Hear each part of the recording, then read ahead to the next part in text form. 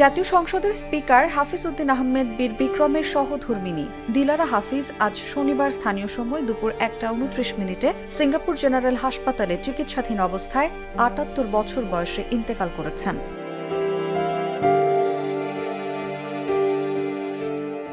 বিএনপির মিডিয়া সেলের সদস্য শায়রুল কবির খান এই তথ্য নিশ্চিত করেছেন। মৃত্যুকালে তিনি স্বামী, এক ছেলে, এক মেয়ে, নাতি নাতনি সহ অসংখ্য গুণগ্রাহী রেখে গেছেন। কর্মজীবনে তিনি ঢাকা শিক্ষা বোর্ডের চেয়ারম্যান হিসেবে দায়িত্ব পালন করেছেন। শায়রুল কবির খান জানান, তার মরদেহ আগামীকাল রোববার সন্ধ্যায় বাংলাদেশে আনা হবে। প্রথম নামাজে জানাজা ৩০ মার্চ অনুষ্ঠিত হবে জাতীয় সংসদ দক্ষিণ প্লাজায় বেলা ১১টায়। এরপর বাদ জোহর সেনানিবাসের কেন্দ্রীয় মসজিদে তার আরেকটি নামাজে জানাজা হবে। পরে বনানী সামরিক কবরস্থানে দাফন করা হবে।